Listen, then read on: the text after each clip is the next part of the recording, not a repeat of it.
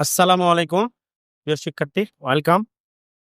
আমরা রসায়ন সপ্তম নম্বর অধ্যায় পার্ট 4। আমরা রসায়ন সপ্তম নম্বর অধ্যায় 4 নম্বর লেকচারে চলে আসছি। আজকের লেকচারের বিষয় হচ্ছে জারণ সংখ্যা এবং জারণ সংখ্যা নির্ণয় করা নিয়ে। দেখো প্রিয় শিক্ষার্থী, তোমরা অনেকেই হয়তো বা জানো যে যৌগে আবদ্ধ পরমাণুগুলোর জারণ মান কিভাবে নির্ণয় করতে হয়, কিন্তু এখানে মুখ্য বিষয় নয়। মুখ্য বিষয় হলো কোন যৌগ, মৌল বা রাসায়নিক বিক্রিয়ায় অংশগ্রহণকারী যে কোনো পরমাণু প্রত্যেকটার জারণ মান যদি আমরা নির্ণয় করতে পারি, তাহলে আমাদের জন্য জারণ বিজারণ বিক্রিয়া একদম ইজি হয়। তো আমরা আজকে সেই কাজটা চলো শুরু করি। প্রিয় শিক্ষার্থী, টেক্সট বুক বের করো, 148 নম্বর পৃষ্ঠার জারণ সংখ্যা টপিকের 5 নম্বর লাইনে দেখো সংজ্ঞা লেখা আছে, অণু বা যৌগমূলকের মধ্যে অবস্থিত ধনাত্মক বা ঋণাত্মক চিহ্নযুক্ত সংখ্যাকে জারণ সংখ্যা বলে। তাহলে আমরা জারণ সংখ্যা কি পেলাম? যে কোন অণু বা যৌগমূলক অবস্থিত ধনাত্মক বা ঋণাত্মক চিহ্নযুক্ত সংখ্যা। তাহলে জারণ সংখ্যা হবে ধনাত্মক বা ঋণাত্মক চিহ্নযুক্ত সংখ্যা। তাহলে এবার আসো, তাহলে জারণ সংখ্যা কাকে বলে আরেকবার বলি। কোন অণু বা যৌগমূলকের মধ্যে অবস্থিত ধনাত্মক বা ঋণাত্মক চিহ্নযুক্ত সংখ্যাকে জারণ সংখ্যা বলে। জারণ সংখ্যা নির্ণয়ের নিয়ম দেখো, 148 পৃষ্ঠাতে যেখানে তোমরা সংজ্ঞাটা পেয়েছো তার নিচে 6 নম্বর লাইনে দেখো লেখা আছে, সকল নিরপেক্ষ পরমাণুর জারণ মান সমান।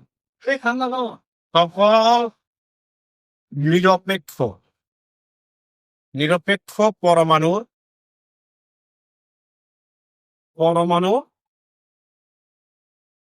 জারণ মান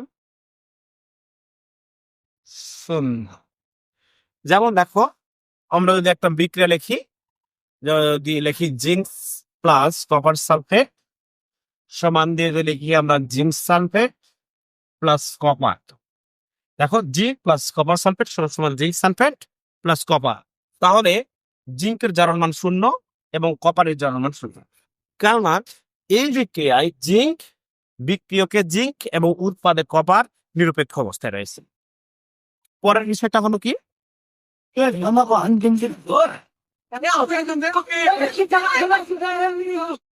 দ্বিতীয় পয়েন্ট হচ্ছে দ্বিপরমাণুক অণুসমূহের দ্বিপরমাণুক পরমাণুক অণুসমূহের জারণ মান সর্বদা শূন্য।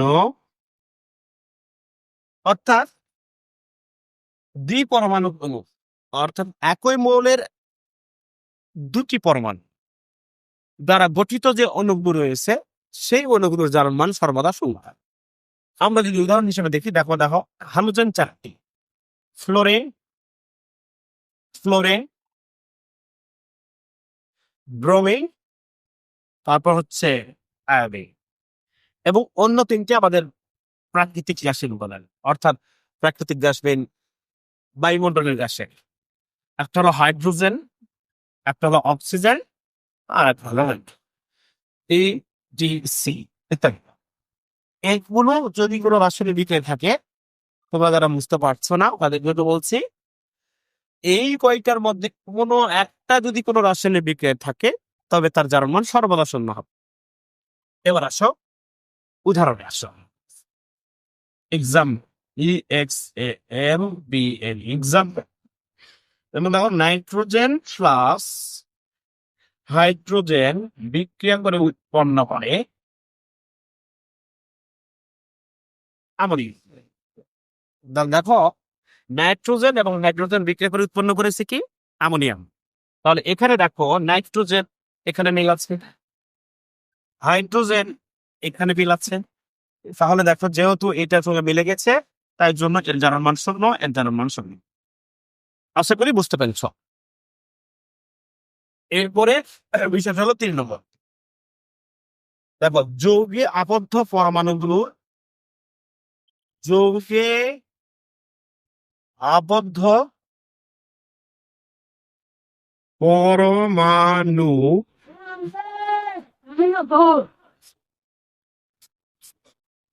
গুলো বা মূলক গুলোর জারণ মান তাদের সক্রিয় সক্রিয় যোজনের সমান। তাহলে বিষয়টা একটু ক্লিয়ার করি। যৌগে আবদ্ধ পরমাণু গুলো বা মূলক গুলোর জারণ মান তাদের সক্রিয় যোজনের সমান। অর্থাৎ দেখো, এক্সাম্পল দিয়ে বিষয়টা ক্লিয়ার করে দিই।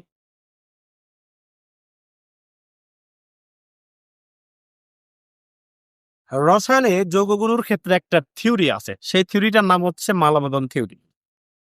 দেখবে বিয়েতে যেমন হিন্দু ধর্মাবলম্বীদের মধ্যে হয় কি, বরের মালাটা বউ পরে এবং বউয়েরটা বর পরে, ঠিক তেমনি যোগের ক্ষেত্রে সেই ঘটনাই ঘটে। দেখো, আমরা যখন ফেরাস ক্লোরাইড লিখবো FeCl2, এই ফেরাস ক্লোরাইডে ক্লোরিনের যে দুইটা যোজনী এবং এখানে কিছু নেই মানে এক আছে, কিছু নেই মানে এখানে এক আছে, এক। আচ্ছা, ফেরাস ক্লোরাইডে ক্লোরিনের যোজনে দুই, আয়রনের ক্লোরিন দুইটা আছে, আয়রন একটা আছে, কিন্তু এই দুই আয়রনের এবং এখানে কিছু নেই মানে ওয়ান আছে, এটা হলো ক্লোরিন। আবার দেখো, ক্লোরিন লিখলাম, উৎপাদ হলো FeCl3। এই ফেরিক ক্লোরাইডে এই তিন আয়রনের এবং এখানে কিছু নেই মানে ওয়ান আছে, এই ওয়ান হলো ক্লোরিন।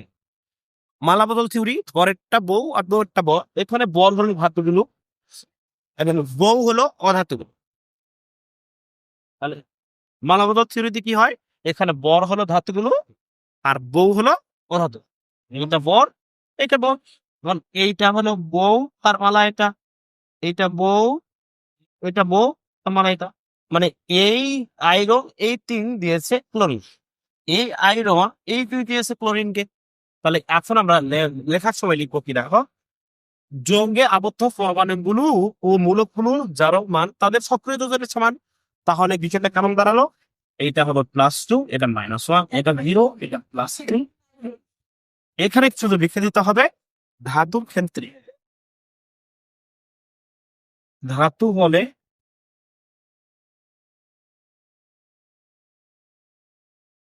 ধাতু হলে পজিটিভ, অধাতু হলে নেগেটিভ। এছাড়া আর একটা টপিক আছে, আরেকটা কি,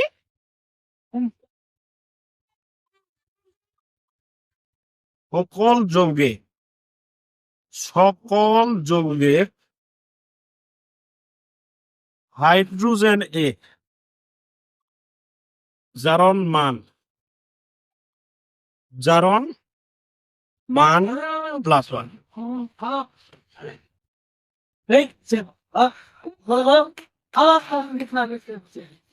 বিশেষ দ্রষ্টব্য, ধাতু প্লাস হাইড্রোজেন সমান ধাতব হাইড্রা হাইড্রাইড F-1 হয়। দেখো, আমরা বিষয়টাকে একটু উদাহরণের মাধ্যমে ক্লিয়ার করব। উদাহরণটা হলো নাইট্রোজেন প্লাস হাইড্রোজেন, তাহলে কি হচ্ছে, আচ্ছা উদাহরণটা এখানে না দিই, নাইট্রোজেন প্লাস হাইড্রোজেন 2NH3। এখানে এটা 0, আমরা আগের নিয়মে জেনেছি, এখানে এটা 0, এটা আগের নিয়মে জেনেছি, কিন্তু এইটাতে হাইড্রোজেন +1, নাইট্রোজেন -1। ধাতব হাইড্রাইডে হাইড্রোজেনের জারণ মান -1 হয়। এটা তোমরা হচ্ছে টেক্সট বুকের ১৪৯ পৃষ্ঠায় দেখবা একটা ছক আছে। সেই ছকে আ লিথিয়াম, অ্যালুমিনিয়াম টেট্রাহাইড্রাইডে হাইড্রোজেনের জারণ মান -1 তোমরা সেটা পেয়ে যাবে। এখন ধন্যবাদ। কোন যৌগ বা ক্যাটায়ন বা অ্যানায়নের জারণ মান কিভাবে নির্ণয় করতে হয়? আমরা ধন্যবাদ। কোন যৌগ বা আধানযুক্ত যৌগের বা মূলকের জারণ মান কিভাবে নির্ণয় করতে হয়? আগামী ক্লাসে দেখব। ধন্যবাদ সবাইকে। আসসালামু আলাইকুম।